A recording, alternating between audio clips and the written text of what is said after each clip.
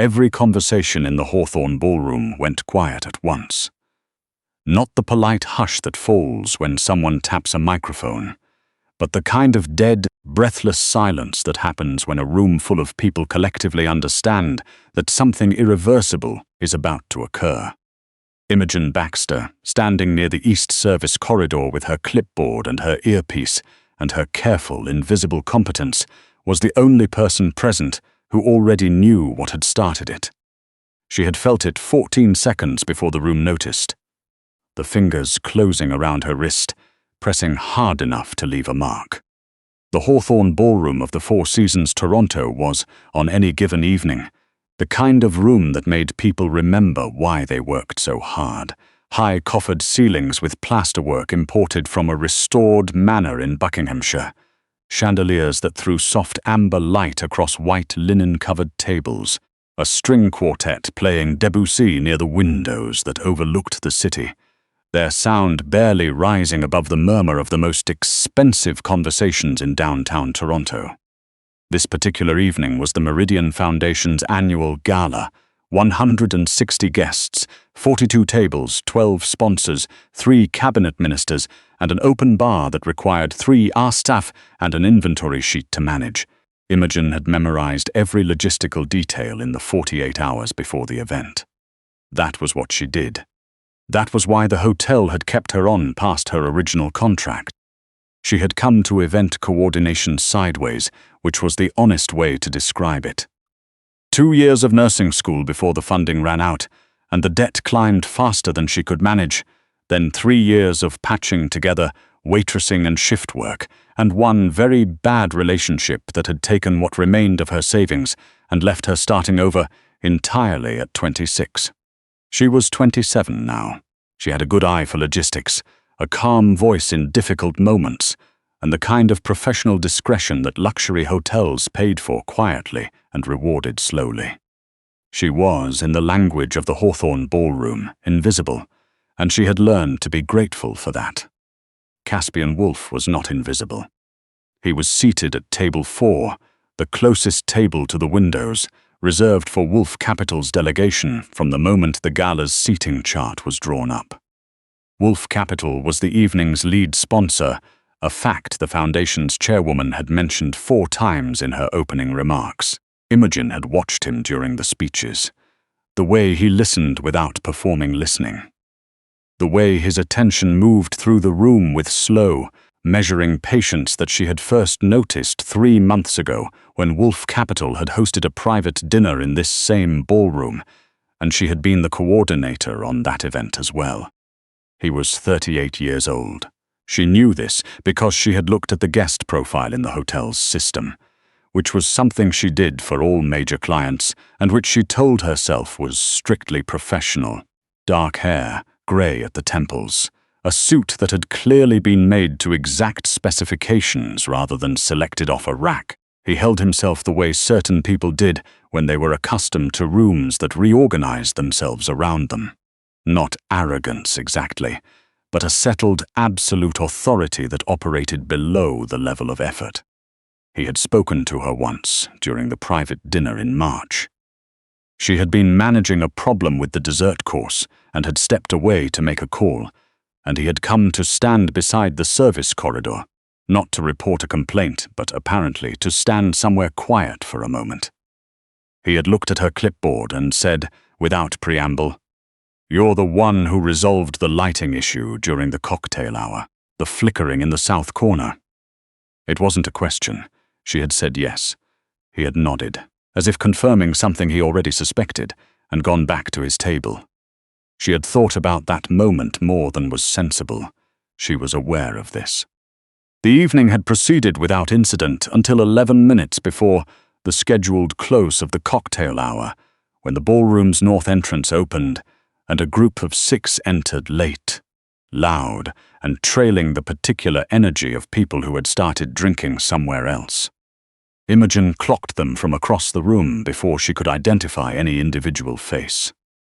Group of 6, business casual in a black tie environment, one of them already projecting his voice above the ambient sound. She began moving toward the entrance manager, Mr. Belanger, to manage the seating redirect before the disruption compounded. Then she saw him. Ryan Colbert had not changed very much in 8 months. He was taller than she remembered, or maybe she had simply stopped giving him the mental space that made people seem tall. He wore a dark suit that was trying to be expensive and a watch that was succeeding at it. He was laughing at something one of his associates had said. That particular brand of performance laugh, where the volume was calibrated for an audience rather than for genuine amusement. Imogen's feet stopped. She made herself breathe. She made herself straighten her spine. She was a professional in her professional environment, and she was not going to let Ryan Colbert walk into the Hawthorne Ballroom and cost her this job the way he had cost her everything else. She turned back toward the service corridor. If she kept moving, if she stayed in the periphery, she could manage this without an interaction. He wouldn't notice her. She was invisible. That was the point. Imogen. His voice, carrying over the string quartet, was like a door slamming shut in a house she had thought she'd left for good. She stopped, she turned, and she kept her expression completely even, because 2 years of nursing school had taught her that your face was the first thing a patient read, and what they read there either steadied them or made things worse. Ryan was crossing the room toward her, his associates forgotten behind him. He looked pleased with himself in the way he always had when he spotted an advantage he hadn't expected. When they'd been together, she had mistaken that look for warmth. "Look at this," he said, reaching her. He looked her up and down, not admiringly, but with the specific diminishing look he deployed when he wanted someone to feel small. "Still doing the hotel thing. I heard you gave up on the nursing program." "Ryan," she kept her voice level. "This isn't a good time, I'm working." Right. He waved a hand. "Important work, moving chairs around." He leaned in slightly, lowering his voice into the parody of a confidence.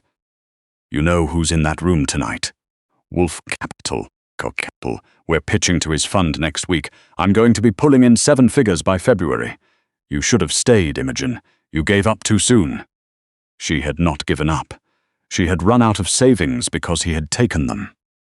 All $18,000 of what she'd scraped together over 3 years convinced her it was a short-term investment in a project at his firm, and then stopped answering her calls when the fund collapsed.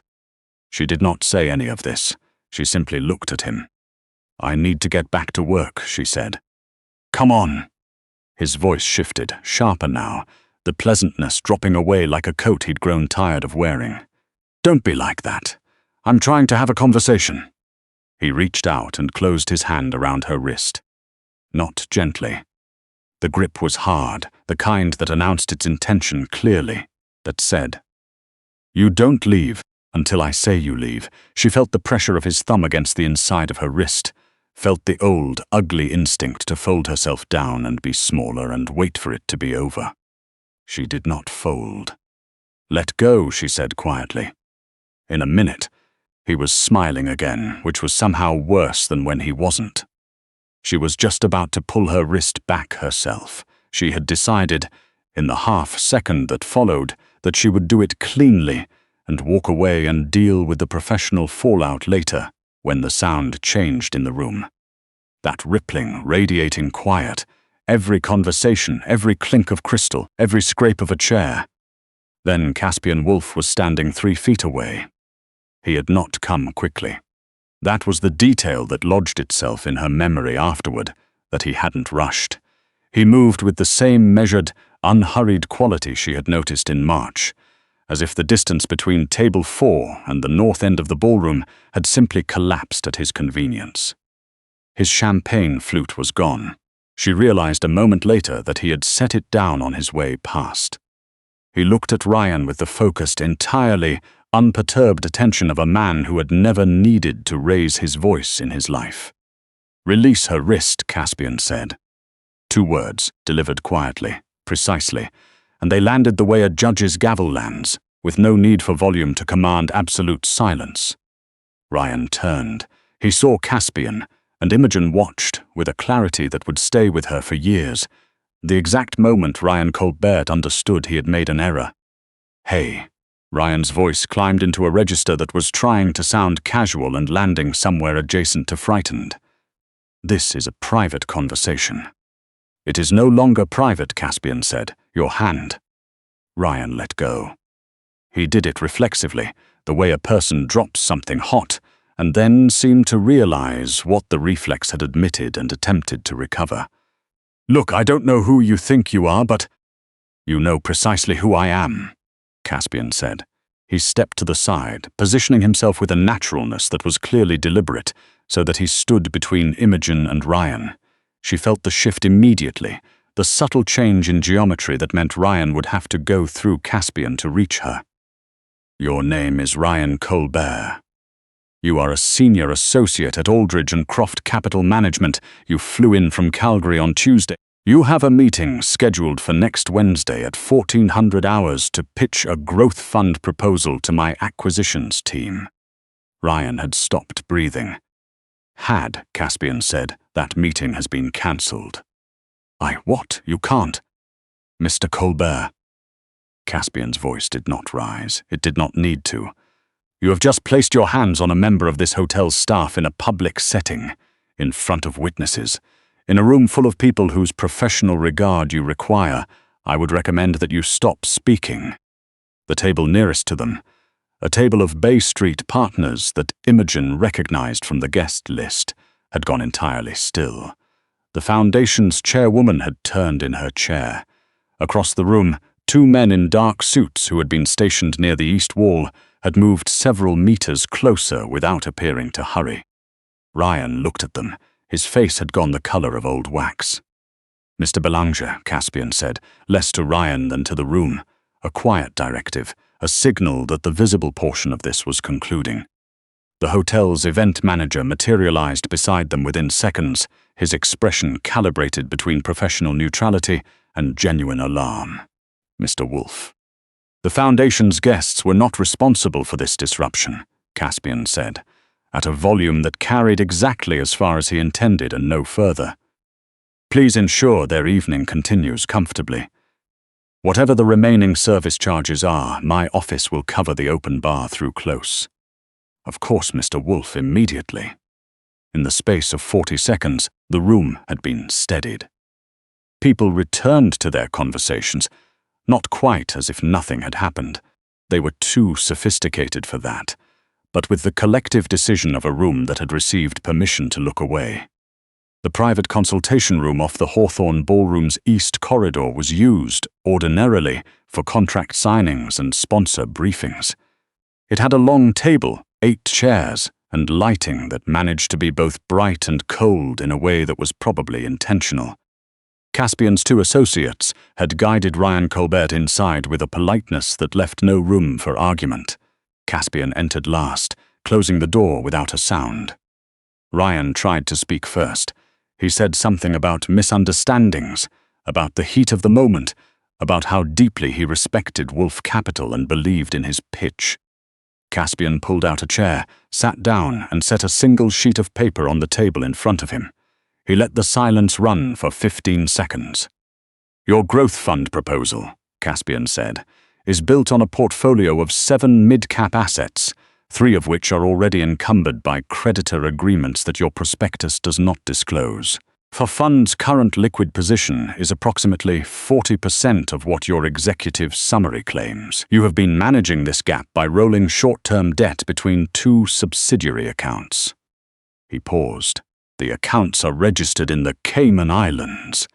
The secondary registration entity is called Northgate Venture Group." Ryan said nothing. "I know this," Caspian continued, "because Wolfe Capital conducted its standard due diligence before agreeing to hear your pitch, not after, before." He looked at Ryan steadily. "We know what your fund is worth, Mr. Colbert. We knew before you walked into this hotel tonight." Ryan's mouth opened and closed. "That is, however, not why we are in this room." Caspian reached into the inner pocket of his jacket and withdrew a second document. He placed it on the table face up. "This is..." Ryan looked down. What he saw was a photocopy, a corporate registration document for a numbered company incorporated in Ontario 18 months ago. At the bottom, in a signature field, was a name. Imogen Baxter. She didn't sign that, Ryan said, and then immediately, he seemed to understand what he had just confirmed by saying so. No, Caspian said, she did not. The numbered company had been used as a pass-through entity for the redirection of approximately $230,000 in client funds. It had a single listed director. Her signature was on every material document. When, not if, when, the Ontario Securities Commission completed its pending audit of Aldridge and Croft, they would find a shell company with Imogen Baxter's name on the incorporation papers and a paper trail that led directly to a woman who had never known the company existed. Caspian looked at Ryan for a long moment. The cold lighting did Ryan no favors. "You left her with debt," Caspian said quietly. "You damaged her credit. You took $18,000 and told her it was an investment." He let each fact sit. "And when none of that was enough, you put her name on federal documents and made her the face that regulators would find first." His voice dropped an octave, the ironclad composure narrowing to a single sharp point. "You built a trapdoor under a woman who trusted you, and then you walked away and waited for her to fall through it." Ryan was shaking. "I can explain. I was going to fix it. I always planned to." "I have already fixed it," Caspian said. He explained, without raising his voice. His legal team had identified Imogen's name on the incorporation document 6 weeks ago. The numbered company had been restructured. The directorship had been amended to reflect only Ryan Colbert's verified signature and authority. A forensic accounting summary would accompany the OSC referral, which would go out Monday morning. Her name did not appear in it. Ryan stared at the document on the table. The tears that came to his eyes were entirely for himself, which was the only kind of tears Ryan Colbert had ever been able to produce. "You are going to cooperate fully with the OSC investigation," Caspian said. "You are going to accept the charges that result from it. You will not mention her name. You will not contact her. You will not, at any point in the foreseeable future, enter any establishment where she is present." He stood, straightening his jacket cuffs with a slow, deliberate precision. "If you do otherwise, you will discover that the reach of my legal team is considerably longer than the distance between this room and whatever city you choose to retreat to." He walked to the door and opened it. "My associates will see you out through the parking level," he said. "I'd suggest you avoid the main lobby." Imogen was standing in the corridor, her back against the wall, her wrist pressed against her side. She could feel the faint ache where Ryan's fingers had been, could feel the echo of that old instinctive smallness trying to move through her. She pressed her shoulders back against it. She thought about what she had learned in her first year of nursing school, that pain was information. That pain told you something about what the body had survived. She looked at the faint redness on her wrist and told herself clearly, "You already survived worse than this. You survived losing the money. You survived the debt. You survived starting over from nothing. This is just a mark. It will fade." The consultation room door opened. Caspian crossed the corridor and stood in front of her, not close enough to crowd her, just close enough that the conversation was private. "Are you hurt?" he asked. "No," she paused. "Maybe a bruise, it's nothing." "It is not nothing," he said without heat, "but I accept that you are capable of assessing the severity of your own injuries." She almost laughed. She didn't quite. "What happened in there?" He told her, quietly and clearly, without softening the edges of it. The shell company, the forged signature, the paper trail.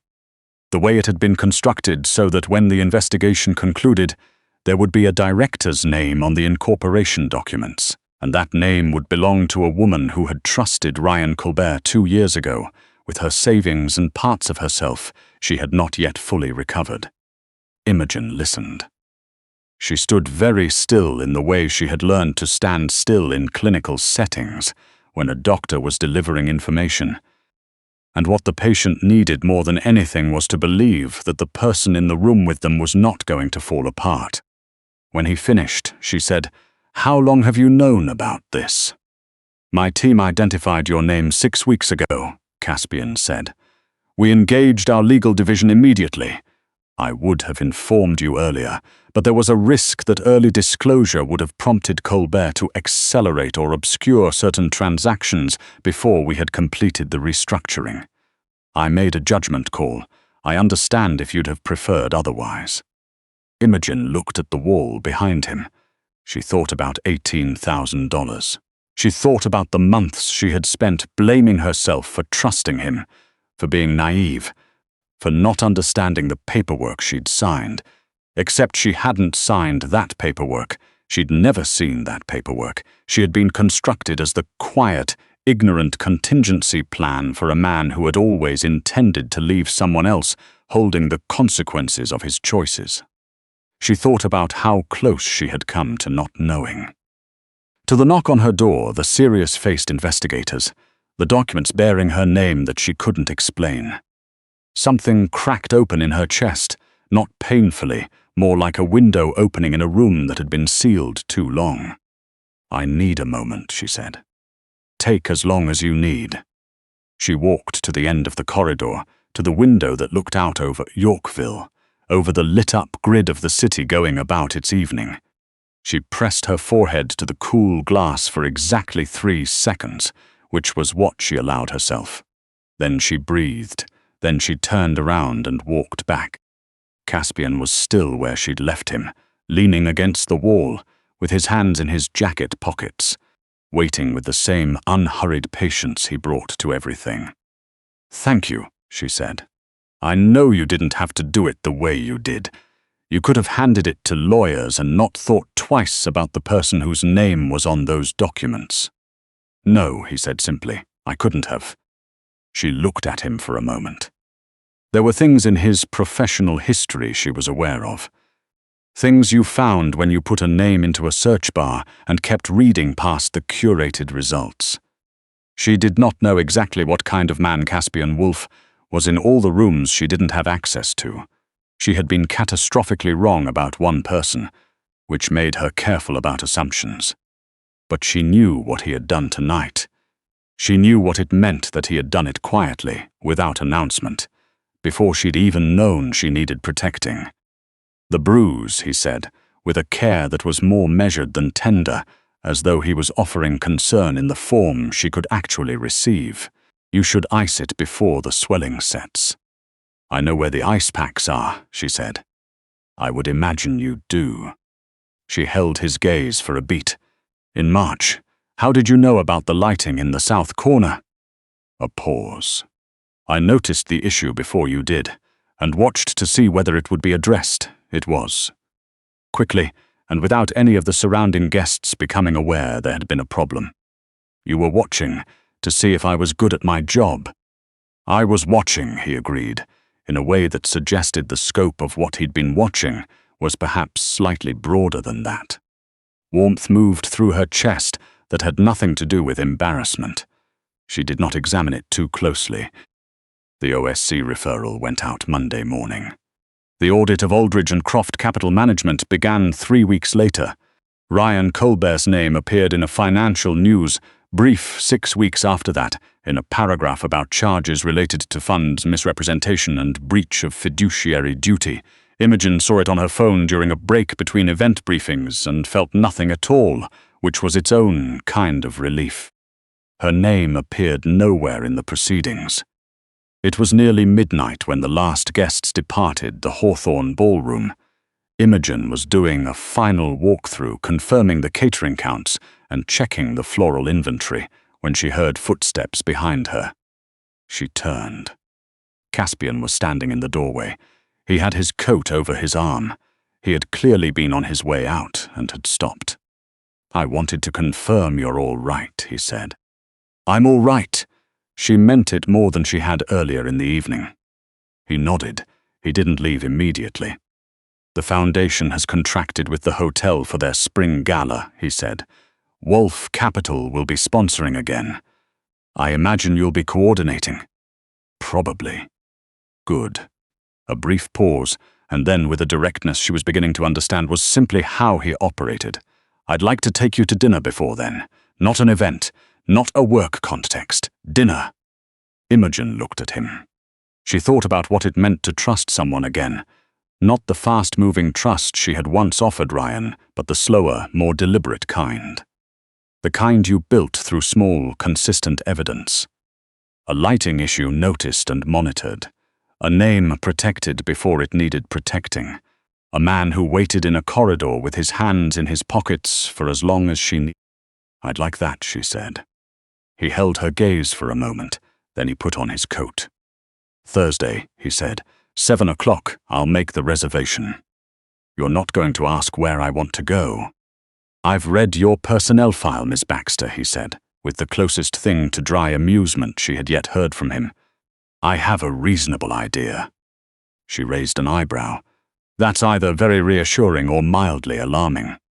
Good night, he said. She listened to his footsteps recede down the corridor. Then she turned back to her inventory checklist, and for the first time in longer than she could easily calculate, the pen in her hand felt light. The Hawthorne Ballroom, stripped of its gala finery, was quiet and very still. The chandeliers had been dimmed, the chairs were stacked. Outside the tall windows, the city sent its amber light up into the low clouds over Yorkville, the way Toronto always looked in November, glowing and unhurried, entirely indifferent to everyone's small disasters, and quietly astonished by the people who survived them. Imogen finished her count. She signed her name at the bottom of the inventory sheet. Her name, no one else's, exactly where she had put it, and turned off the lights.